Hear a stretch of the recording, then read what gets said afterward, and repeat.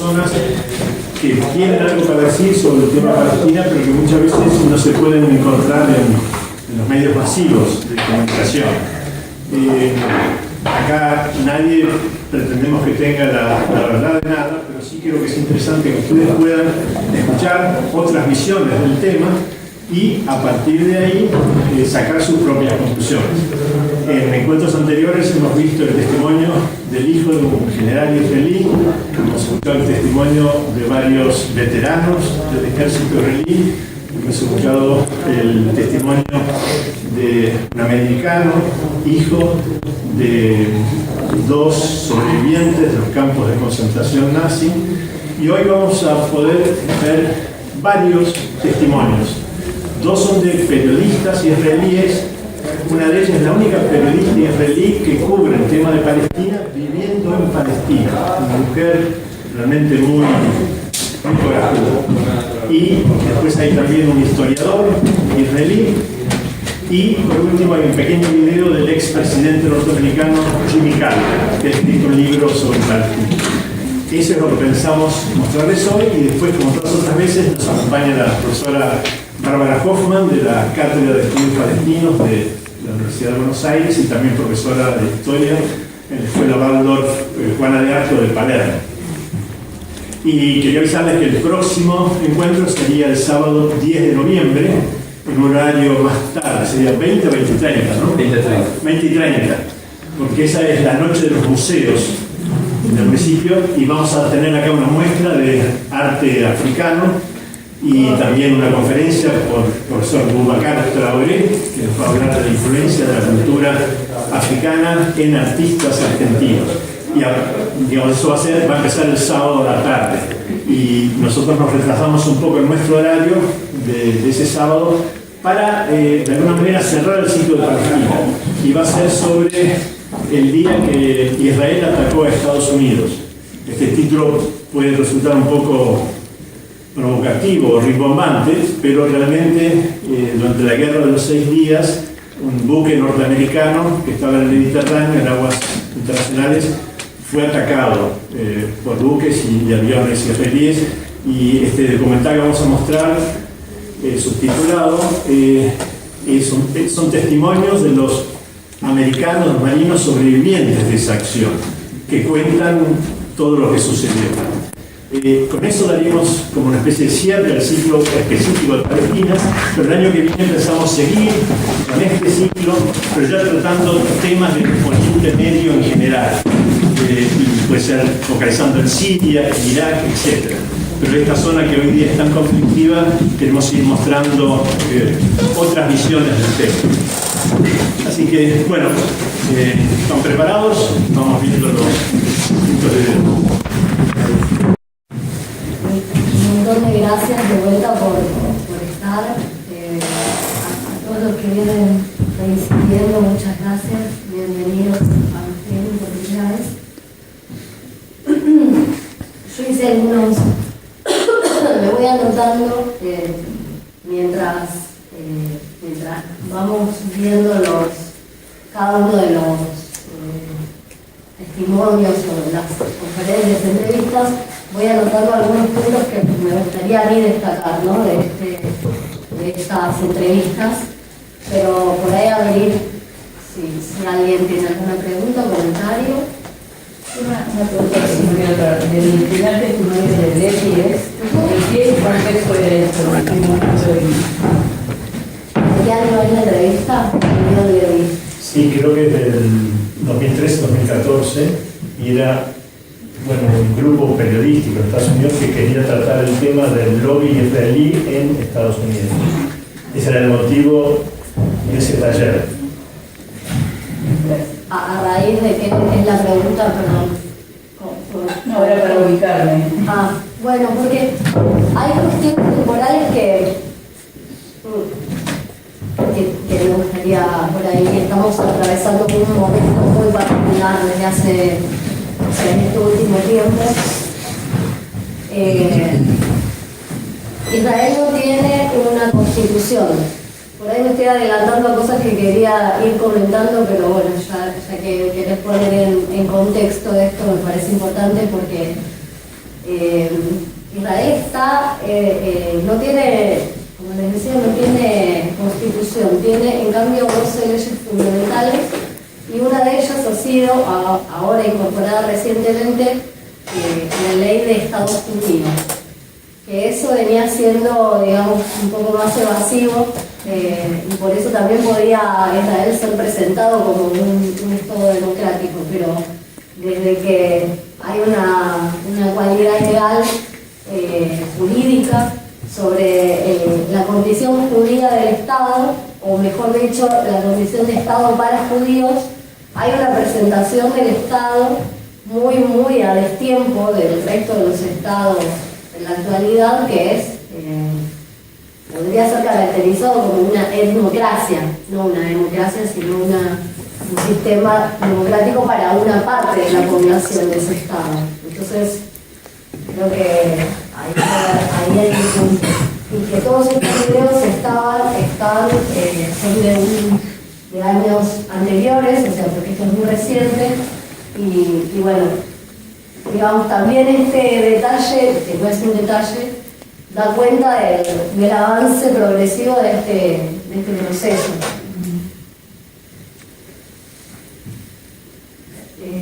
¿Me puedo hacer una pregunta? Como historiadora, digamos, porque esto es un proceso que estamos viviendo en este tiempo de la humanidad, en este tiempo del mundo y en este tiempo de la rapiña por el territorio o por la riqueza del territorio. Pero en la historia me estoy preguntando respecto del primer periodista que en realidad lo está viendo al pueblo y a lo que está sucediendo hoy en Israel como una semilla humanística de su pueblo y su etnia, ¿no? Pero como historiadora, ¿qué peso pondrías en todo lo que armó Europa? Porque antes de que el territorio norteamericano y el poderío norteamericano que hoy se expande, Europa es la que armó. Sí. Voy a separar la intervención en dos. La primera parte voy a hacer comentarios sobre eso, voy a objetar por completo la idea del pueblo para la sociedad israelí y para la comunidad, digamos. Y lo voy a desarrollar. La segunda parte de la intervención es súper atinada porque la cuestión está, o sea, el Estado de Israel no puede ser pensado sin la intervención europea, sin el beneplácito y sin el apoyo europeo. Y es más, el proyecto de Estado, de un Estado para judíos, surge fundamentalmente como un problema europeo. Yo quería hacer algo más ordenado y tenía los comentarios como en el orden de aparición de las entrevistas, pero bueno, bien en la conversación ese orden pues, se va modificando. Pero respecto de esto, lo que el periodista le decía al segundo historiador, Ilan Borré, que me gustaría referir a él, cuando le pregunta o le dice, tus papás vinieron, tu familia vino en el 30 escapando de los nazis, durante esa década, y por eso tenía ese derecho. Digamos, este proyecto no es del 30, el proyecto sionista, el proyecto de Estado para judíos no es de esa década, se remonta varias décadas antes. Y es una respuesta a un problema endógeno europeo que se exporta y se va a replicar con la misma virulencia que lo vivieron los judíos en Europa, de parte ahora de los judíos hacia los palestinos. Y por otro lado, hay una cuestión que tampoco hemos podido como historiadora así fanática de la cronología, digamos, para no en sí por las cuestiones qué es lo que viene después de qué, pero es importante, pero hemos ido viendo distintos testimonios y los temas se van cruzando, pero es importante y sería muy interesante también ver la cronología de cómo los judíos europeos que tuvieron que irse de Europa a un Estado que quisieron constituir soberano, debieron constituirse en un pueblo. Por eso esta parte que te decía cuando vos hablas de etnia. No hay nada ni remotamente cercano a un vínculo étnico entre los judíos que vivían desde Europa. Después ni hablar que Israel es un país de población migrante, con lo cual hay muchas capas de distintas nacionalidades, distintas etnias, y es que eso la antropología lo permite, digamos, porque ya la idea de raza fue abolida y la idea de etnia también está bastante discutida desde la antropología. Pero ¿cuál es el proceso de ingeniería social que debió ponerse en acción para que los judíos que vivían en Rusia, en Alemania, en los distintos países de Europa, en Polonia, pudieran converger en un Estado y asumirse compatriotas, ¿no? Desde la creación del idioma, al principio, y bueno, todo lo que son los procesos del nacionalismo del siglo XIX y principios del XX, ¿no? Que sin eso no hubiese, quiero decir, no hay tal cosa como un pueblo. Eso está también estudiado por uno de los colegas de Ilan Pappé, que es el segundo entrevistado que vimos. Es un historiador de los llamados nuevos historiadores israelíes, y a diferencia de lo que decía Gideon Levy, el periodista, cuando decía que el cambio no puede venir desde dentro, y lo empapé un poco en respuesta a eso que dice Gideon Levy, plantea desde dentro de la sociedad israelí una nueva forma de leer la historia, o una forma académica de leer el proceso de constitución del Estado de Israel, sin, digamos, sin el cristal de la victimización de los judíos exiliados de Europa, sino, bueno, a ver cómo estas camadas oleadas de europeos fueron colonizando y desplazando a la población palestina de Palestina. Para eso hubo que generar un acuerdo, por lo menos entre los judíos que venían desde Europa. Con lo cual el tema de la idea del pueblo es bastante objetable. Y sí se objeta desde adentro, porque es muy difícil hablar de este tema, de hacer una crítica al Estado de Israel desde afuera. No hay demasiadas áreas para plantear una crítica al Estado de Israel desde fuera de la comunidad judía o desde fuera de la comunidad israelí, porque inmediatamente, digamos, se activa la amenaza antisemita. Entonces, como se emparenta el sionismo con el judaísmo, ha sido una operación muy bien, muy efectivamente lograda. Cualquier crítica o cualquier observación del Estado de Israel, o incluso la objeción a este carácter etnocrático del Estado, se lee como una amenaza, ¿no? ¿Qué ha pasado al candidato Corbyn en Inglaterra, ¿no? Del Partido Laborista? Sí, en ese sentido, también, bueno, hay muchas, de cada cosa que decimos esto se puede ramificar y pensar en cada uno de los fenómenos, porque esto de que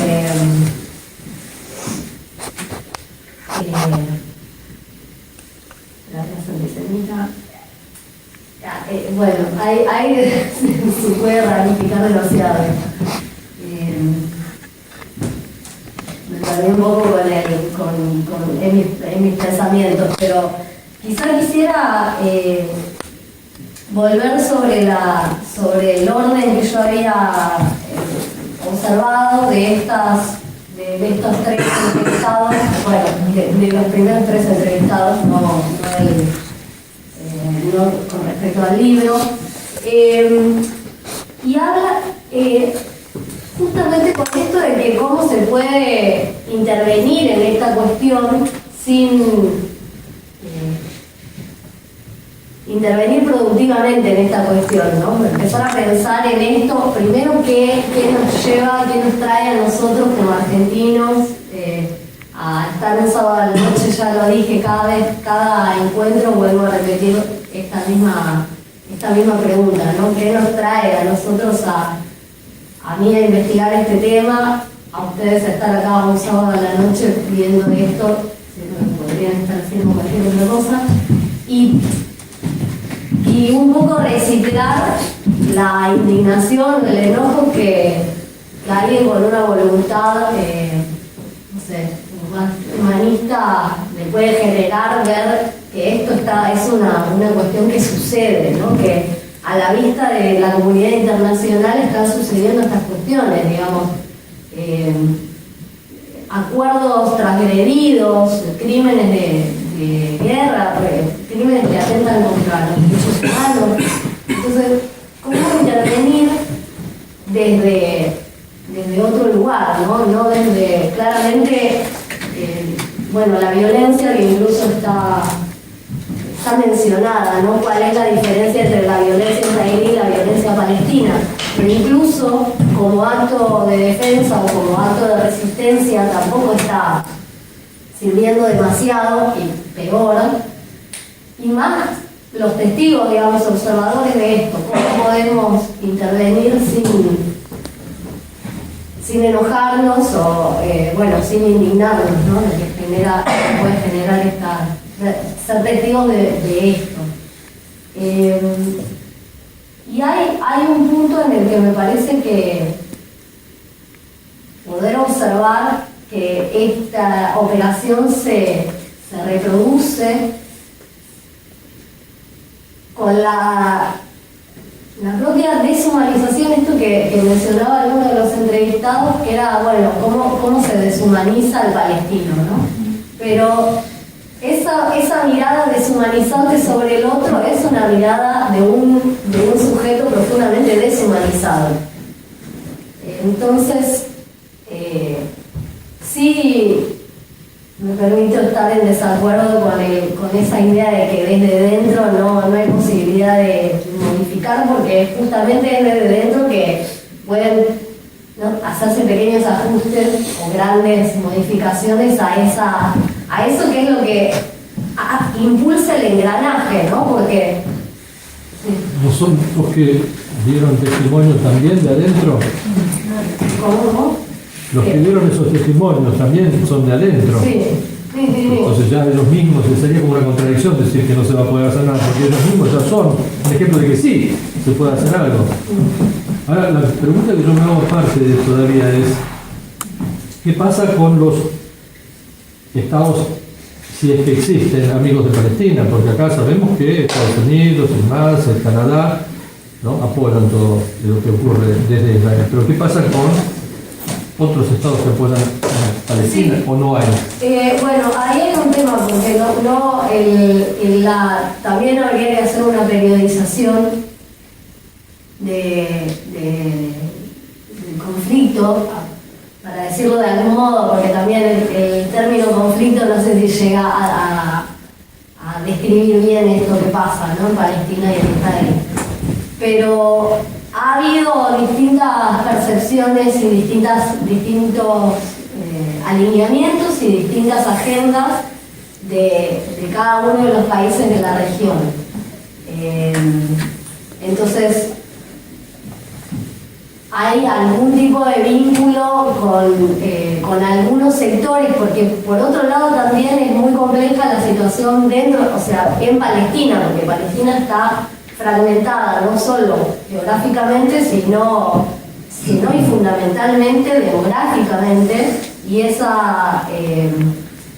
ese quiebre, digamos, esa separación demográfica también reproduce cuestiones ideológicas y políticas y estrategias que no pueden ponerse en acción y tomar un solo curso. Con lo cual hay fragmentación tanto fuera de Palestina como dentro de Palestina. Y sí, en realidad vas a ver que toda la relación de no solo de los países del llamado Oriente Medio, cada una responde primero a su propia agenda, y Palestina en ninguno de los casos es prioritario, ni muchísimo menos. Pero también hay una cuestión más de la comunidad internacional, porque las distintas etapas que este conflicto lleva y la intervención de Palestina en la Organización de las Naciones Unidas, y cómo las naciones perciben o avalan al Estado o no, también va siendo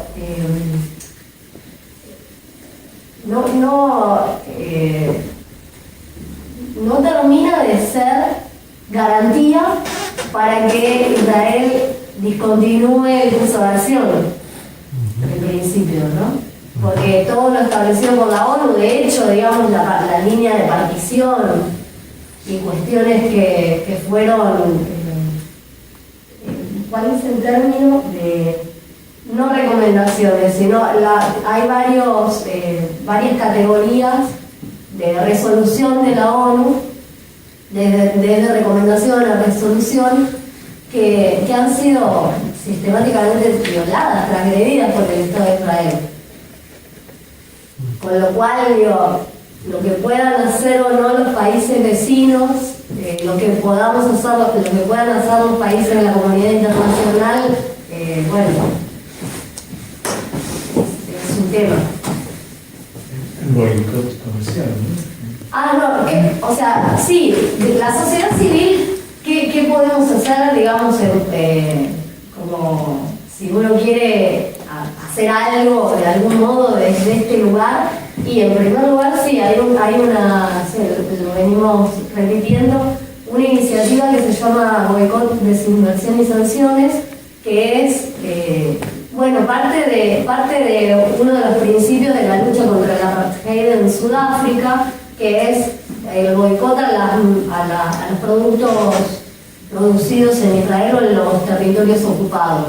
Entonces, no consumir las marcas y los productos que se generan allí. Después hay boicots académicos y culturales, que es no recibir o pedir que no vayan a presentarse artistas o académicos a Israel, o que no vengan a los países, no recibir figuras israelíes. Pero por otro lado, ya te digo, por otro lado, para mí muchos, o sea, más que, sí, obviamente que estas iniciativas están buenísimas, es súper importante, pero hay algo más de lo que decía el primer entrevistado, Gideon Levy, que es esto de, sí, desde dentro, ¿qué se puede hacer desde dentro? Acá hay un tema que tiene que ver con una mirada que todos podemos revisar, no solo, en este caso en particular, pero también nos puede servir como reflejo y como modelo, ¿no? De cómo miramos y cómo percibimos al otro. Y tiene que ver profundamente con la educación. Los jóvenes soldados israelíes están convencidos de lo que hacen, y esa convicción parte de un adoctrinamiento, y ese adoctrinamiento es el discurso replicado a través del dispositivo educativo que lleva adelante el Estado de Israel, pero el Estado de Israel no solo en Israel, sino en todos los países del mundo. Yo como judía, no sé qué es lo que puedo decir de mí como judía, pero habiendo ido a una escuela judía, reconozco estas cuestiones y bueno, justamente mi formación y mi trabajo de investigación atiende a esto, a decir cómo es que una persona puede llegar a ver a otra persona como un otro no humano, como un enemigo.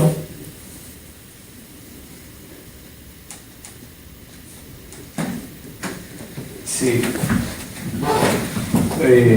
Yo creo que el boicot en cuanto a las marcas, creo que está bien, pero a los artistas o intelectuales de Israel, si no se les permite dar conferencias o otras cosas, Claro. ¿cómo se podría llegar a conocer esas posturas por ahí? Sí, muy Tienen pertinente posturas la pregunta. Muy distintas. pertinente, claro. Igual esto, como hay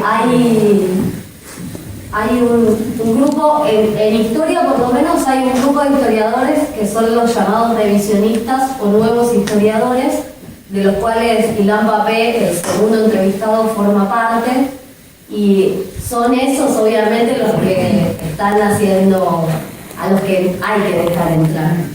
O sea, a eso no hay que hacerles boicot. Porque justamente son, o sea, en realidad a lo que se boicotea es al proyecto sionista y todo lo que el proyecto sionista produzca, ¿sí? Todo lo que genere explotación económica de la población palestina o de los territorios palestinos. Y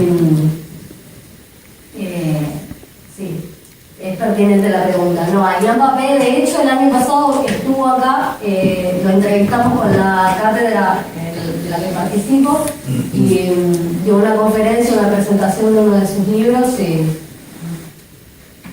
a esa gente se la presenta.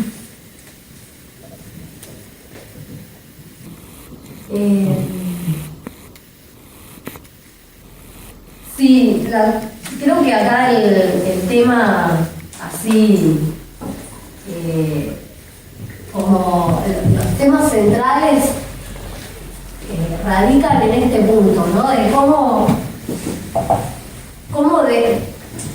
cómo desarmar, cómo desarticular este discurso por el cual una población se arrogó.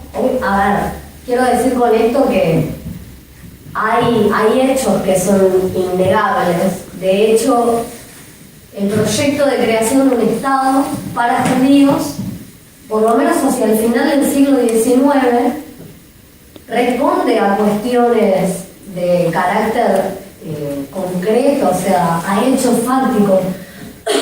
Hay una persecución, sobre todo en los países del este europeo, de la población judía. El hecho, podemos pensar en cuál fue el motivo por el cual la población judía recibió ese trato, ¿sí? Hay cuestiones de orden social y económica que pueden explicar el rechazo hacia los judíos, ¿sí? Tiene que ver con habernos culpado de una crisis que era la crisis propia de la finalización del sistema feudal y el inicio del capitalismo. Entonces, en un contexto de cambio económico, de cambio social, los propios europeos y los poderes europeos encontraron un buen chivo expiatorio en la comunidad judía que se había mantenido siempre como en un margen, o como dice Marx en su obra La cuestión judía, en los poros de la sociedad feudal. Entonces, desintegrándose el mundo de comunidades de la Europa feudal, el judío va a quedar, las comunidades judías van a quedar en un limbo que es bastante propicio para poder depositar todas las culpas que el propio sistema y la propia crisis sistémica está manifestando. Con lo cual, la idea de un Estado soberano para judíos en un contexto en donde están emergiendo Estados soberanos en Europa, aparece como una salida bastante natural, si se quiere. Y ni hablar después durante la década, o sea, en las primeras décadas del siglo XX, donde esa animosidad recrudece, y en Alemania del 30, bueno, ni hablar. Termina la Segunda Guerra Mundial y 3 años después se crea el Estado de Israel en Palestina. Pero, quiero decir, ya había población que había migrado a Palestina y había un protoestado para judíos en Palestina. Con lo cual, dos cuestiones. Una, no es el Estado, no se puede empezar a contar la historia a partir del 48 con la creación del Estado de Israel, porque el proyecto es de muchas décadas antes, ya hay población europea en Palestina. Y por otro lado también llamar la atención sobre esta idea de holocausto. Quiero hacer una mención por ahí, no sé si está haciendo confusos, me paran, si alguna. Y creo que mismo ya había ocupación europea, alemana o polaca en Israel. No era Israel. Israel es la constitución del Estado en Palestina. Era Palestina. Ahí hay también una confusión que es muy funcional al propio Estado israelí, porque Palestina no existen los palestinos. Eso fue siempre Israel. Y esa es una de las operaciones también del retorno, ¿no?, de los judíos europeos que nunca habían, o sea, no solo que no habían pisado una ciudad palestina, sino que los judíos mayoritarios europeos que van a migrar a Palestina tampoco tenían esta supuesta vinculación ancestral con los judíos cananeos, sino que eran, bueno, no me quiero, todo me lleva a ramificarlo mucho, me parece demasiada información y quisiera ir como ordenadamente, pero no me sale. Es esto, digo, se concreta el proyecto estatal después de la Segunda Guerra Mundial. Y si ya lo dije y me escucharon, pido perdón por repetirlo, pero me parece un dato no menor que se designe con el término holocausto a este episodio, que holocausto, no sé si saben, que el término refiere a la quema a una ofrenda ritual. Entonces se quema una ofrenda y digamos, como contrapartida de esa ofrenda que se hizo, se recibe algo, ¿no?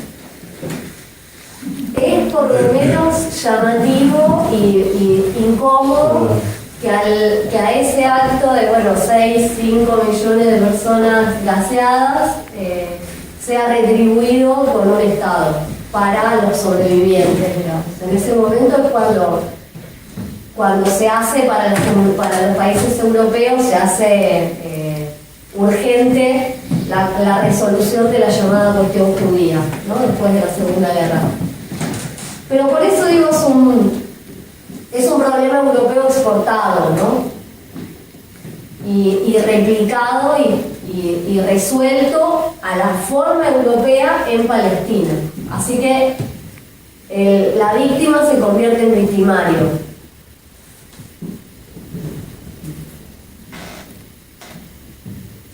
Pero se sigue llamando víctima.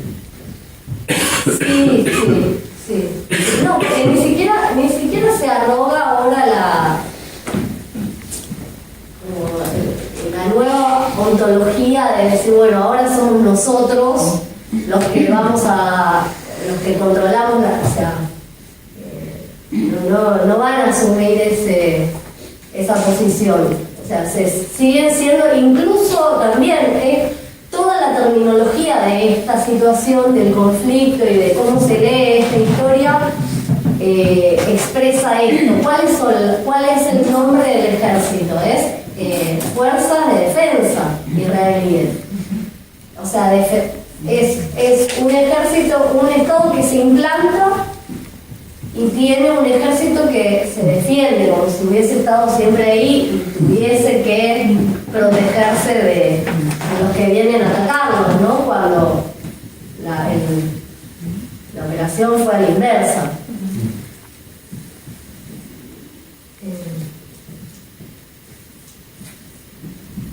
En este punto, pienso si abrir un nuevo tema, pero la cuestión educativa es, a mi entender, es lo que posibilita y lo que justamente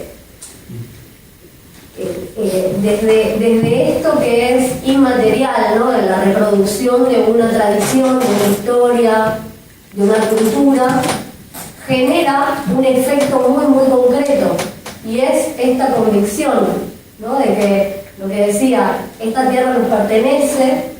Ahí hay una relectura de los textos sacros del Antiguo Testamento en clave secular. Se ha leído un texto sagrado como si fuese una crónica de eventos. Se omitieron las cuestiones, digamos, más obviamente milagrosas, relacionadas con la divinidad, pero se mantuvo el relato. O sea, los hebreos salieron de Egipto y conquistaron esa tierra después de haber vagado por el desierto. Esa historia es conocida.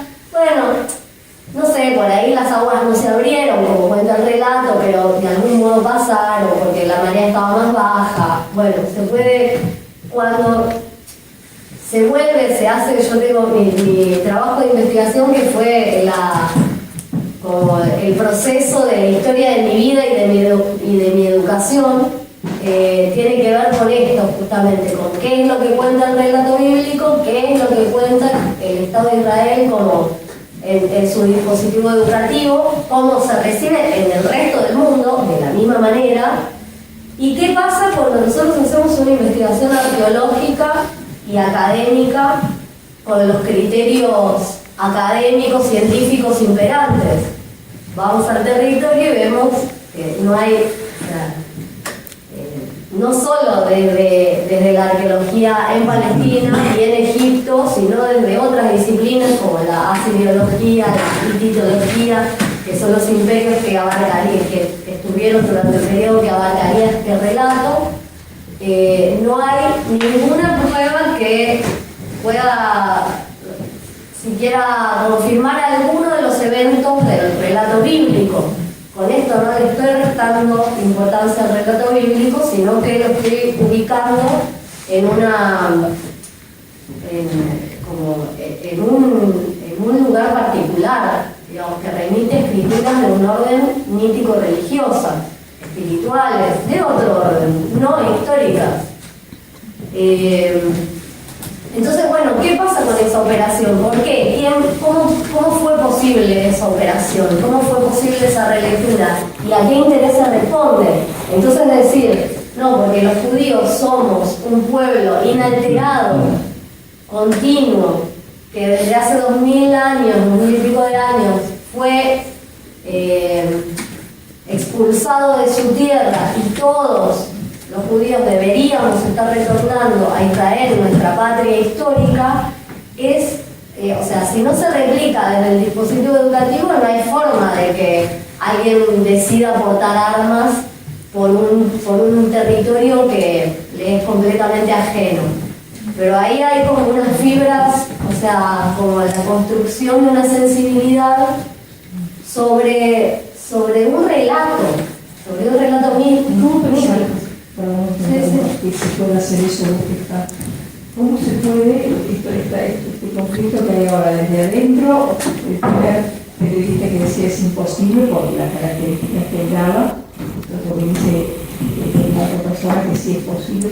¿Cómo pensás que es posible que se afecte la educación del judío a los términos que vos estás diciendo? A mí me echaron de todas las instituciones judías. de todas las instituciones judías.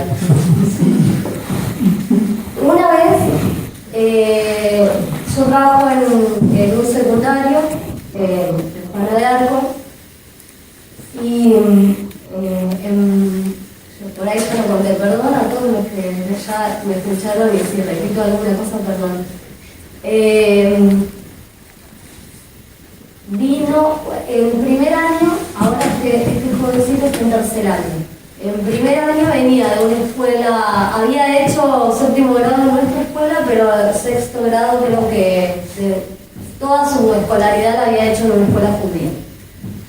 Cuando digo judía digo sionista, porque ese también sería otro gran tema de seminario, que es qué es el judaísmo, qué es el sionismo, como el peronismo, esto es una bolsa de gatos, ¿no? Ramificadísimo. No hay un judaísmo, no hay un sionismo, pero bueno, esta escuela de la que venía este joven, una escuela judeo-sionista, progresista, de las más progresistas, y resulta que yo estaba dando, en la clase estábamos viendo el mundo después de la Primera Guerra Mundial, o sea, antes y después de la Primera Guerra Mundial, y finalizada la Segunda Guerra, todo lo que quedaba del Imperio Otomano es repartido entre Gran Bretaña y Francia. Y Gran Bretaña queda, siendo como Palestina queda bajo mandato británico. Yo lo que les comenté a los chicos fue, bueno, Palestina, Gran Bretaña y Francia se reparten esta región, de acá van a salir las fronteras de los países que nosotros conocemos hoy de esta región de Medio Oriente, y menciono Palestina, pero como no es que yo me iba a meter en este tema, ¿entendés? De hecho, en el colegio lo daba la profesora de geografía, Palestina, ¿viste? Yo no...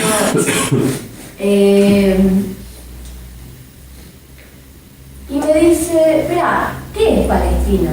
Este chico brillante, un jovencito súper inteligente, muy rápido. ¿Qué es Palestina? Y le digo, bueno, Palestina, bueno, hoy es Israel-Palestina. Y me dice, ¿pero qué? Esperá, Israel-Palestina. O sea, lo vi cuando me hizo esa pregunta, fue verme a mí en el momento en el que me empecé a preguntar qué es Israel, qué es Palestina. Porque hay una operación muy planificada, digamos, desde el sistema educativo judío-sionista, que es la invisibilización de Palestina. Y cuando digo invisibilización es como Palestina no existe, en el mapa vos ves, en la manualística judía, vos ves el mapita y es Israel todo, ¿sí? Todo el mapa que debería estar partido, ¿no? Según qué disposición, porque desde el 48, después con las sucesivas conquistas, y ahora, digamos, si vos ves un mapa, Palestina es un colador, o sea, son puntitos dentro en el mapa.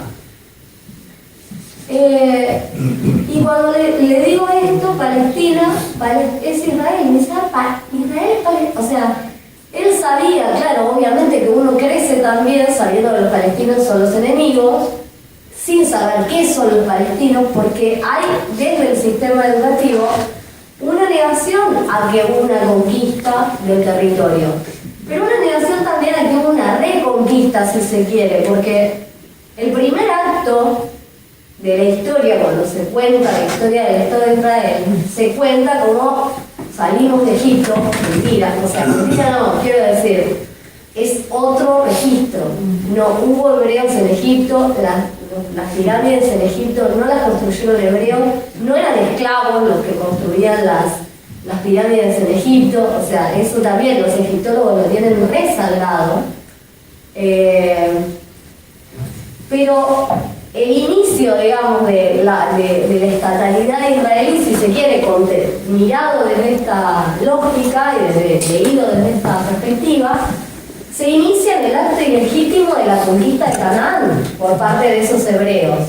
Si confiamos en el relato, esta horda de hebreos que viene desde Egipto, 40 años en el desierto, y ingresando en Canaán, que es su tierra prometida, se funda lo legítimo que es la conquista del territorio.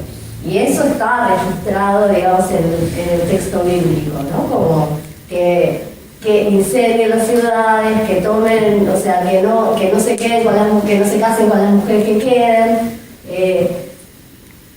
Bueno, pareciera como si ese acto, la reconquista fuese como una reivindicación de aquel primer acto, ¿no? Pero se lee en espejo. No sé cómo llegué a esto, si respondía a la pregunta. ¿Cómo puede ser? No, y claro, y entonces, ¿cómo se puede desactivar desde una institución judía? Cuando vos estudias los principios judíos, ves que la concreción del Estado de Israel es completamente antagónica al discurso que debería suceder si todo lo que la religión propone fluye así. Entonces, los judíos leen la Torá como lo que es, los judíos ortodoxos. Los sionistas leen la Torá como una crónica de eventos y la toman como el título de propiedad de Palestina. Entonces, ahí hay un tema que es tremendo, porque entre eso y la victimización ya tenés, ¿viste? O sea, no solo somos los dueños porque somos el pueblo, pero aparte la incoherencia que es que una sociedad laica acepte un principio religioso. Es esquizofrénico por donde lo miren.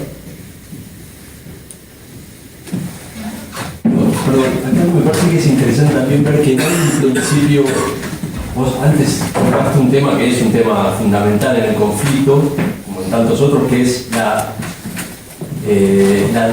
degradación del otro, ¿no? Eso es fundamental en este conflicto, te repito, como en muchos otros. Pero es interesante pensar que esa degradación no es constitutiva de una psique del ser humano de por se, sino que siempre está construida y acompañada de intereses profundos. O sea, no se puede volcar aquí, como no se puede volcar, por ejemplo, para ir al ejemplo que se usa para victimizarse, lo que fue el problema de la Segunda Guerra y el nazismo, ni aquí arrogarle a los judíos un mal de per se, como a los alemanes de por se, sino como todo el sistema de lo que es la construcción, que esto es del mundo entero, no es por banalizar este conflicto, ni mucho menos, pero es realmente todas las atrocidades que escuchamos y que compartimos en relación a lo que es la apartheid en Israel, tiene cierta cuestión de banalidad de la historia de la humanidad, de cómo se construye el chivo expiatorio en Alemania.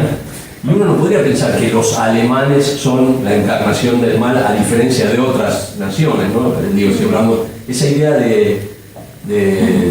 esa idea del ser humano malvado. En realidad está construida desde una materialidad muy concreta, de una construcción de intereses, de unas necesidades, y el Estado de Israel es claramente, con una complejidad enorme, como son todos los sucesos, una construcción de elementos muy materiales, ¿no? Uno puede decir, qué malvados, en realidad es una tremenda, claro que hay un resultado de maldad. Cuando uno ve a una persona judía degradada en su condición de ser humano, obviamente que uno, y la opresión de un ser humano sobre otro, obviamente que se habla de maldad. Pero a mí me parece interesante pensar cómo también en esta construcción del pensamiento racional en el buen sentido, para desacreditar todo lo que es la construcción constante de mitos que hacemos nosotros con el bien y el mal, se basa en erradicar un poco también esta idea del malvado, ¿no? Ni del judío malvado, ni del árabe malvado, que del otro lado está, ni el alemán. No, o sea, no, digo también por esta invitación, el ejemplo del Estado de Israel es tan horriblemente duro para la humanidad como tantos cientos de miles de casos de construcción de relato, sí. ¿no? Yo creo que la cuestión el tiburón la película Tiburón como el problema de todo, ¿no? Como hizo Hitler con los judíos, en un contexto particular con un montón de complejidades, arraigando en una historia muy, ¿no? Bueno. Sí, no, la construcción del relato es, bueno, para mí es como central, la construcción del relato y la replicación de ese relato, ¿no? Y la introyección de ese relato. Pero, y ahí en ese punto, justamente es muy complejo porque ni siquiera uno puede como espectador quedarse tranquilo diciendo los israelíes son malos, porque hay un carácter de víctima en los judíos sionizados, digo, en los seres humanos sionizados, que es aquellos que han acatado ese adoctrinamiento, que ni siquiera saben que están, o sea, con lo cual a mí esta frase me parece... Por eso digo que es importante en la superación de un pensamiento, como en paralelo a la información, como la que vos brindás o la que nos brindan acá, cómo se puede ir erradicando esa idea de cómo se construye mito en las personas, de eso, cómo generamos seres ignorantes todo el tiempo, que también eso, si vamos al apartheid sudafricano o a la esclavitud sobre los negros que comienza y que se hace tremendamente dura en el 19, y cómo está la idea de la supremacía étnica simplemente ligada a una necesidad comercial, a un capitalismo europeo central que destruye una nación, pero no porque son malvados por naturaleza sobre los buenos negros, sino cómo se construye la idea del negro como necesidad de fuerza de trabajo, por dar un solo ejemplo, ¿no? Entonces, como en este abrir mentes, ver la riqueza de, como esto que decís, espacios como estos de sábado a la noche, cómo se le suma también la idea de en paralelo erradicar la idea también de que hay una maldad ignorante que requiere abrir mentes compasivamente. Eso, sí. Uno va a Israel y no ve 8 millones de asesinos y aparte, por esto no estoy relativizando el problema palestino, ¿no? Pero tiene que ver con lo que vos decís, la gente no sabe, cree realmente que es su lugar, los chicos van a defender porque este es mi territorio y nos mataron a 6 millones en la guerra, entonces nunca más nos va a pasar, y se ponen, y eso es una construcción. De educación. De educación. Claro, por eso, pero ¿cómo trabajamos? No espiritualmente, lo digo, racionalmente, con la comprensión, Es que si no empezás por lo compasión sobre cómo es el proceso sobre las mentes, ¿no? Pero si no hay algo espiritual, ¿cómo se? Para comprender de dónde venimos y para comprender al otro. Sí, ¿Cómo comprender el Estado judío a los palestinos si no hay una espiritualidad? O un cristianismo, no hablo de religión. No estoy de acuerdo con vos con la religión, pero antes de... No religión. No, perdón, antes de la espiritualidad igual podrías resolver, o sea, desde... Claro, desde la cristiana, no de una religión. No sé. ¿Cómo comprende el judío al palestino? No, yo quiero decir ya desde datos objetivos. Sin religión. Pero ya desde algo... ¿Cómo va a comprender el judío al palestino? ¿Cómo puede llegar a... Bueno, mira, en principio, digamos, te lo voy a decir como por ahí tecnerianamente. No, pero te lo digo, que comulgo con el Señor. Digamos, en algunos puntos me parece que yo te clavo.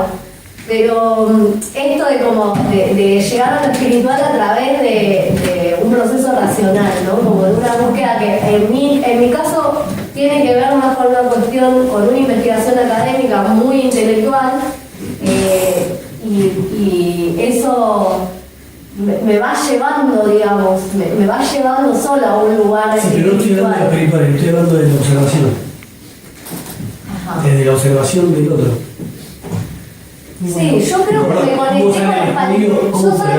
Pero sabes que no, la observación, incluso eso, la observación del otro, la mirada al otro, tuvo que ver con este recorrido para mí. Tuvo que ver con un pensar, y en principio mi motivación no fue de quiero ver qué pasa con los palestinos, es qué pasa conmigo. tiene que ver más con desmembrar cuestiones que son muy, muy personales. Y a partir de esa comprensión, una vez que logré, digo, no es que no te voy a decir logré la comprensión, pero digo, por lo menos cuando entendí mi posición y cómo a mí me afecta esto, léase la educación judía sionista, después de haber como removido esas capas, pude decir, entonces hay otra parte también de esto que a mí me afecta. Y ahí me encontré con los palestinos, ¿sí?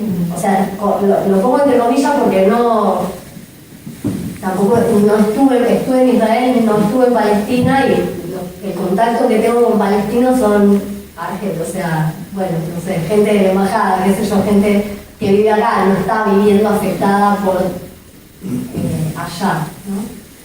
Perdón por la interrupción. Pero no sé si interrumpí un poco también la pregunta. La única manera es conocerse ser humano con ser humano, ¿no? Y de hecho, digamos, aparte de las escuelas bárbaras que hay en Israel, hay, ahora creo que ya son 6 escuelas, donde hay israelíes judíos y israelíes palestinos juntos en esas escuelas, porque los padres quieren que sus hijos crezcan juntos para que el día de mañana no sufran lo que ellos están sufriendo hoy día, ¿no? Y ellos dicen, estando juntos, se conocen y como chicos juegan juntos. Ahora, lo que a mí me comentaban, el problema más grande que tenían es que sus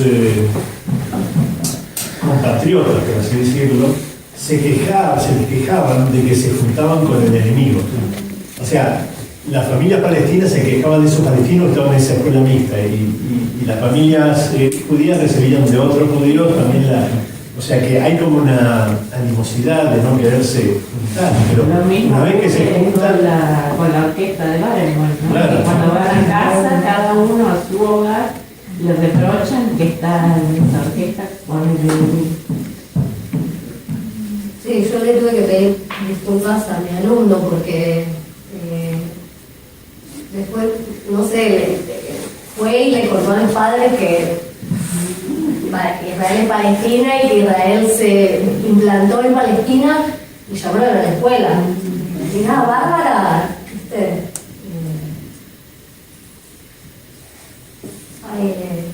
Yo qué sé, no sé si desde el sistema educativo oficial es imposible. Desde el sistema educativo judío es imposible. Pero estar en estos espacios...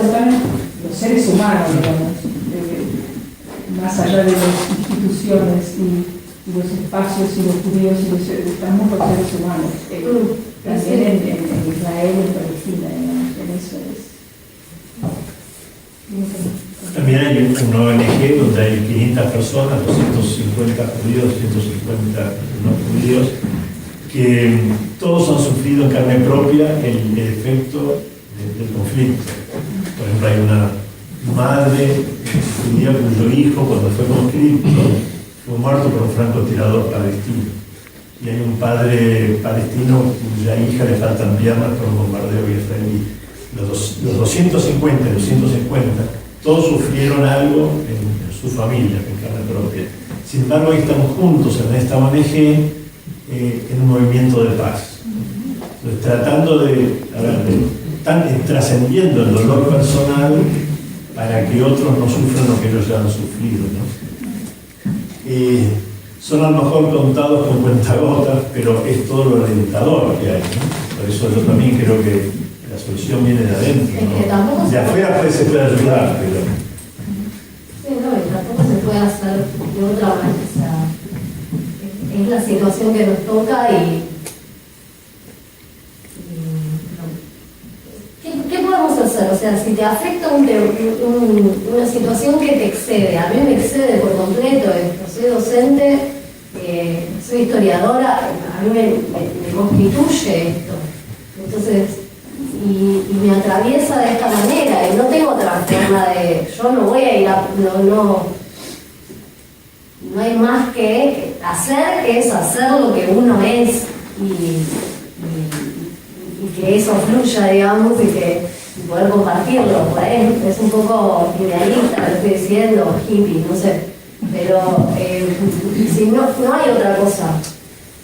El cambio de conciencia es justamente poder leer la situación y poder, o sea, como desnaturalizar, porque justamente el poder es eso, ¿no? O sea, el poder es tan potente porque hace invisible lo material, lo que sucede en las prácticas. Entonces, poder corporizar esas relaciones de poder, esas imposiciones, ya es un acto. Y bueno, qué sé yo, tiene que ver con esto, con la búsqueda. Ahora, como decía Gideon, parece muy difícil que haya un cambio si la sociedad está tan cegada y negada a ver lo que pasa con Palestina. Sí. Difícilmente haya un cambio desde Israel. Bueno, pero es esto, o sea, no va a haber no creo que eso provenga de un proceso político. Creo que tiene más que ver con estos espacios, con justamente desnaturalizar esas relaciones. Y eso sucede así en espacios de reflexión, en ámbitos académicos, en ámbitos educativos. Para mí la tarea que están haciendo estos nuevos historiadores, o sea, hay muchos y en cada área, digamos, de la historia oficial del Estado de Israel se está objetando desde el ámbito académico, desde algunas universidades, se está objetando y se está haciendo un trabajo académico y eso tiene cierta circulación en algunos ámbitos. Digo, hace algunas décadas atrás esto o sea, no sé, el término Palestina incluso tiene su historia, ¿sí? Fue ganando un peso específico y fue corporizándose. Entonces, en la medida en que esto se difunda, se investigue, se analice, se estudie, se divulgue, vuelva a los claustros y vaya a las aulas, o sea, y se siga este intercambio, este proceso así de respiración, creo que es la única forma de hacer como consciente algo que si no se desmembra en sus componentes ideológicos, no es posible, digamos, desactivarlo, porque ese estado está ahí donde está justamente porque el mundo creyó el relato. En definitiva es apelar a la sensibilidad moral de los judíos, que como él dice, la tienen obviamente como seres humanos, pero la tienen tapada por todo lo que les fue puesto encima. Sí. Y en medida que se puedan sacar esas capas, en esos espacios irán aflorando, supongo, las conciencias.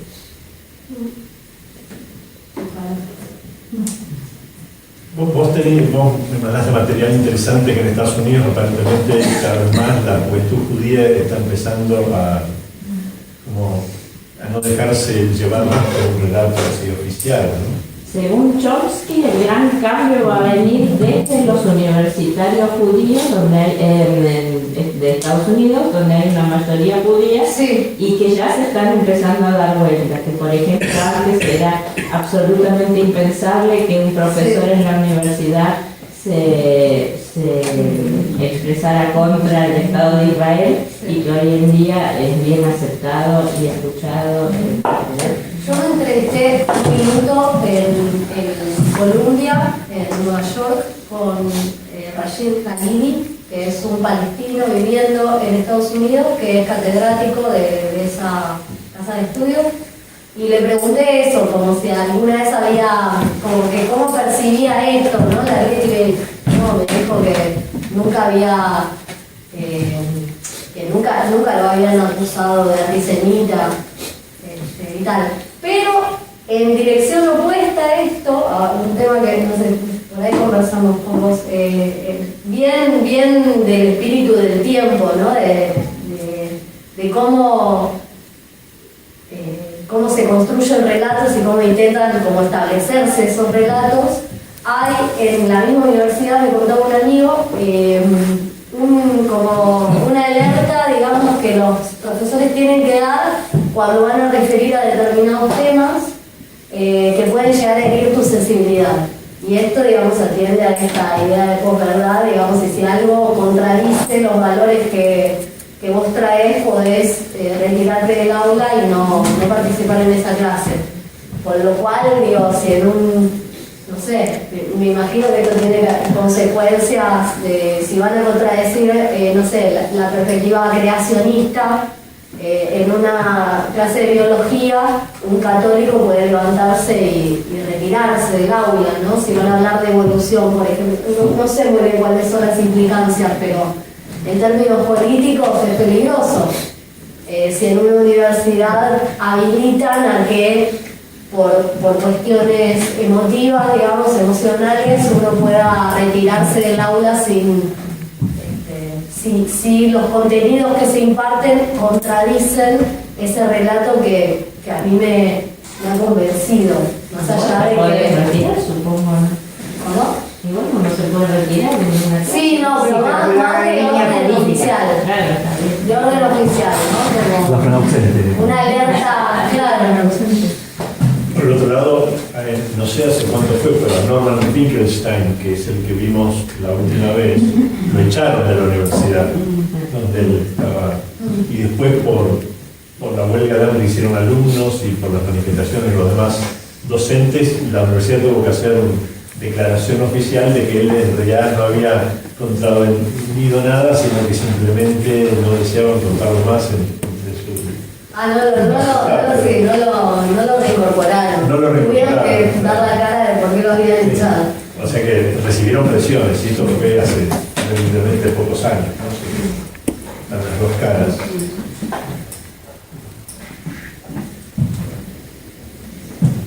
Es que geopolíticamente la fuerza que tiene que contrarrestar uno o miles de movimientos esclarecedores de una verdad pues, articuladora de estos relatos es enorme.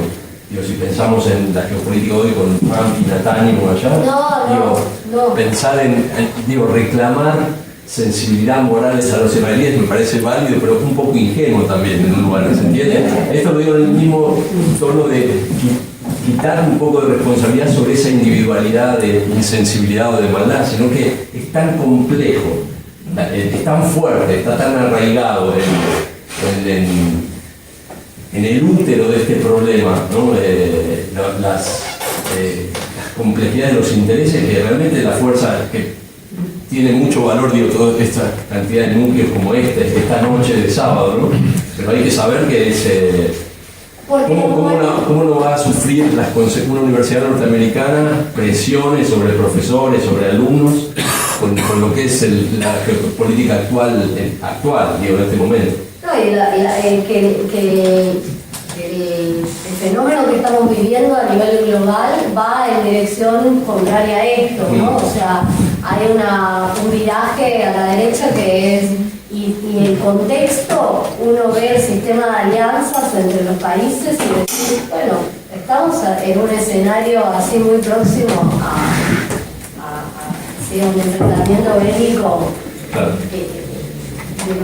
inimaginable. Y en los propios países vemos como estas respuestas así reaccionarias y estas... como esto de echarle la culpa al inmigrante en cualquier lugar, ¿no? En cualquier país. Pero bueno, también está esto, qué sé yo, no sé, están estos brotes así como lo que planteaba Miguel, de estas organizaciones de que o sea, pueden ir más allá de lo más doloroso de la experiencia humana, como la pérdida de un hijo, y encontrarse con el otro, que es el que te presentaron como tu enemigo, y ponerse de acuerdo y trabajar juntos, y bueno, pareciera como que estamos viendo estos dos, ¿no? Estas lucecitas y todo niebla, que lo único que podemos hacer es encontrarnos y conversar, yo no sé.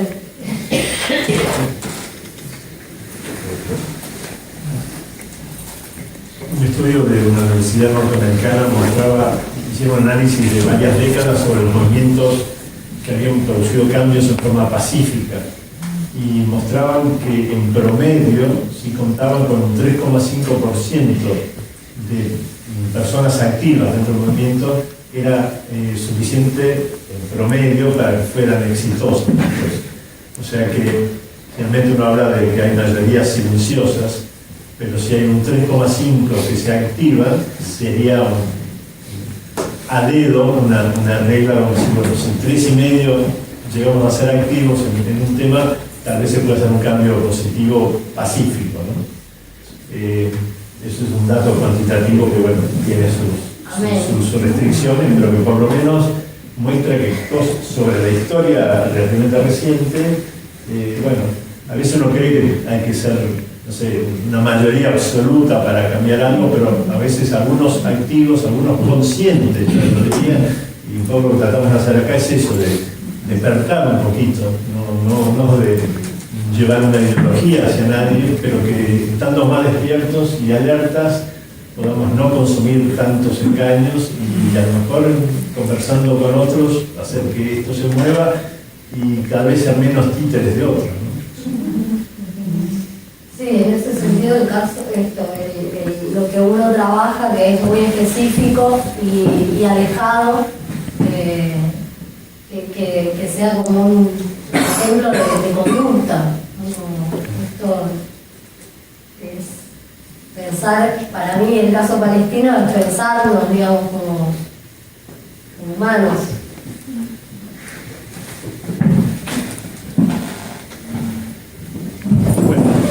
Les agradecemos su presencia. Recordarles nuevamente que el sábado 10 de noviembre tenemos el próximo encuentro, que sería cuando se atacó a la nave US Liberty. Y les comento de paso que como esa noche es la noche de los museos, aquí vamos a tener esta muestra de máscaras africanas, así que si quieren venir más temprano